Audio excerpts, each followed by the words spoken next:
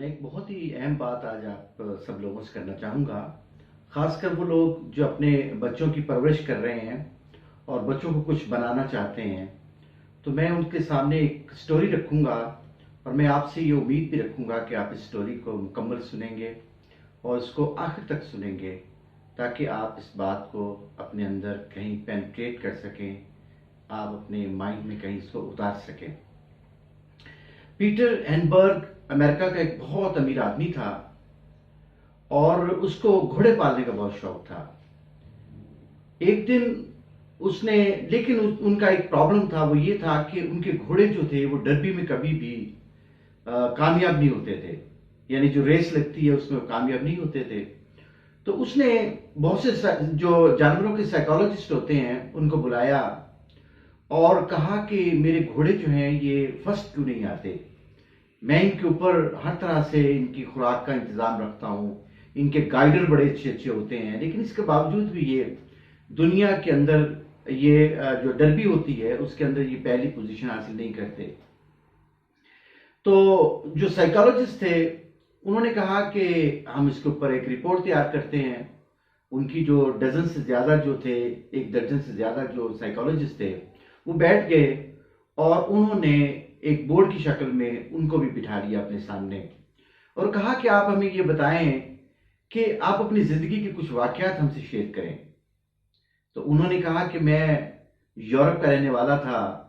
और बहुत गरीब घर का लड़का था, तो मैं किसी भी तरह से अमेरिका आया और उस वक्त अमेरिका में बहुत ही ये एक आम चीज थी कि वहां के जो ट्रांसपोर्टेशन थी उस वक्त वो बग्गियां चलती थी न्यूयॉर्क में। तो उन्होंने कहा कि मैं न्यूयॉर्क के अंदर जो बग्गियां चलती थी तो उन बग्गियों को दो दो तीन तीन चार चार घोड़े खींचते थे और उनमें से कुछ घोड़े ऐसे थे जो उसी वक्त मौके पर मर जाते थे। तो वो क्या लोग करते थे कि उन घोड़ों को निकाल के एक साइड पर रख देते थे और अपनी वहां से ले जाते थे अपनी बग्गी को। तो एक दिन क्या हुआ कि उसने ये सोचा कि मैं एक यहाँ पे एक चैरिटेबल ट्रस्ट बनाता हूँ और ये जो घोड़े मर जाते हैं इन घोड़ों को यहाँ से ट्रांसपोर्ट करता हूँ एक जगह से दूसरी जगह। तो उसने एक हाथरेडी बनाई और उसके ऊपर वो घोड़ा लाते थे जो मरा हुआ होता था और उसको ला के समंदर में फेंक देते थे या जमीन में कहीं दफना देते थे। तो एक दिन जो पीटर एनबर्ग था वो अपने किसी घोड़े को ले जा करके उसकी जो घोड़े की मैयत थी उसको कहीं दफन करने लगे। तो वहां पे एक शख्स आया, उसने कहा तुम क्या करना चाहते हो? उसने कहा जी मैं इसको दफन करना चाहता हूं। तो उसने कहा नहीं, आप इसको दफन ना करें बल्कि इसे बिजनेस करें। तो मैंने क्या किया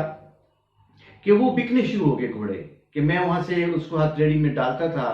और उस शख्स को ला करके बेच देता था और मैं अमीर होता गया, मैं अमीर होता गया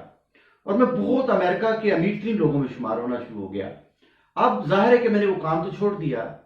लेकिन उसके बाद मैंने ये डर्बी बनाई। तो उन्होंने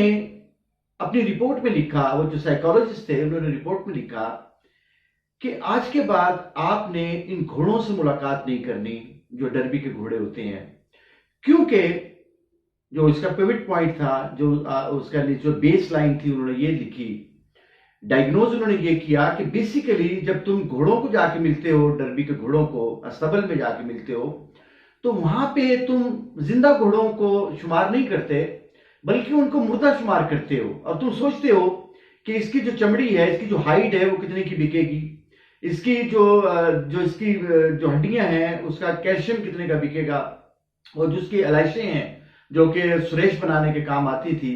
जो एडहेसिव होती थी, तो वो कितने की बिकेगी। तो बेसिकली आप जो जिंदा घोड़े होते हैं इनको मुर्दा तस्वर करते हैं और जिसकी वजह से ये जो घोड़े होते हैं इनकी पूरी बॉडी जो है, इनके जो सेल होते हैं, इनके जो ऑर्गन्स होते हैं, इनकी जो साइकी होती है वो करप्ट हो जाती है, जिसकी वजह से वो उस तरह से बिहेव नहीं करते जिस तरह से करना चाहिए। तो मैं इस कहानी के वसातत से आप लोगों की गुजारिश करना चाहूंगा